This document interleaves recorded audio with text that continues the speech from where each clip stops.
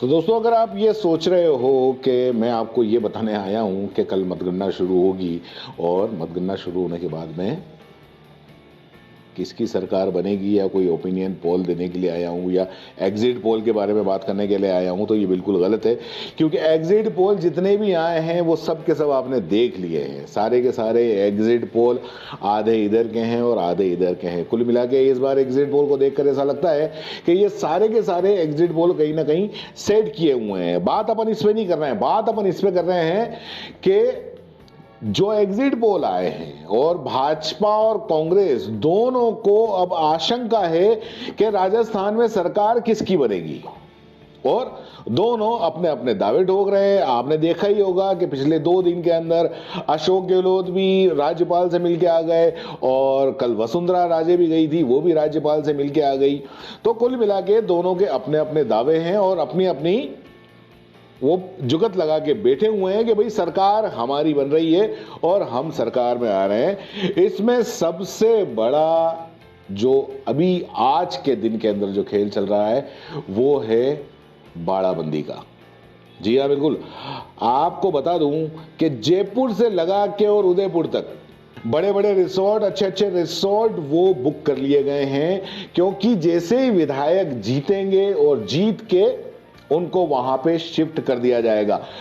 क्योंकि जितना भी जो आउटपुट आ रहा है एग्जिट पोल का वो बिल्कुल ऐसा है कि अगर मान लो कोई भी पार्टी आई वो उसको स्पष्ट बहुमत नहीं मिल रहा है। किसी के 100 नंबर हैं तो किसी के 98 हैं तो किसी के 95 हैं। इस तरीके से सब अलग अलग बता रहे हैं। मतलब ये कि इनको चाहे भाजपा हो या कांग्रेस हो, इनको ये आशंका है कि कहीं ऐसा नहीं हो कि हमारे विधायक जो जीते हुए हैं वो कहीं और स्विप कर जाएं या कहीं और चले जाएं।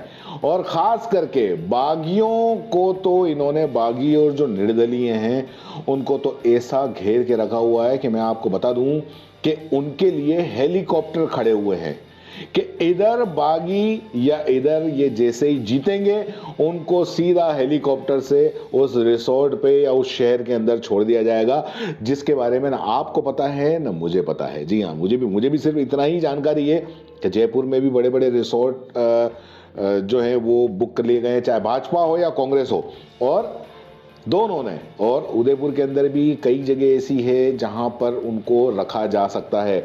और क्योंकि वागड़ के अंदर कहा जा रहा है कि वागड़ के अंदर बीएपी जो पार्टी है, भारत आदिवासी पार्टी, वो भारत आदिवासी पार्टी के कुछ या काफी विधायक जीत सकते हैं।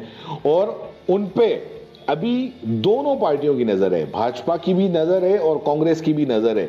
इसलिए जैसे ही ये जीते तो आप आश्चर्य मत हो जाना, डर मत जाना। खास करके वागड़ के लोगों को कह रहा हूं मैं, चाहे डूंगरपुर के हों, बांसवाड़ा के हों, कि आपके गांव के अंदर या आपके शहर के अंदर हेलीकॉप्टर उतरे और इनको उड़ा के ले जाए। क्योंकि जानकारी ऐसी आ रही है कि कई चौपर खड़े हुए हैं, जैसे ही ये जीतेंगे इनको उड़ा के और वहां से ले जाएंगे।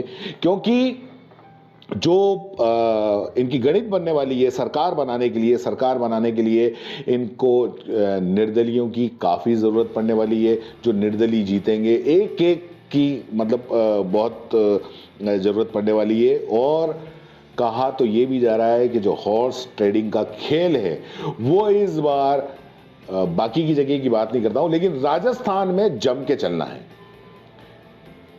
और जो विधायक हैं इस बार, जो विधायक खास करके निर्दलीय और ये तो अपने आप में एक बड़ी बैंग हो गए। 100 करोड़ के दाव लगने वाले हैं भाई साहब, 100 करोड़ के दाव। ये पार्टियां, ऐसा सुनने में आ रहा है, इस हम अपन किसी पे आरोप नहीं लगा रहे हैं कि भाजपा की हो या किसी की हो, कांग्रेस की हो, लेकिन ये है कि इस बार जो खेल होगा वो 100 करोड़ के पार होगा। क्योंकि दोनों पार्टियों को सरकार अपनी चाहिए, चाहे भाजपा हो चाहे कांग्रेस हो, उनको अपनी सरकार चाहिए।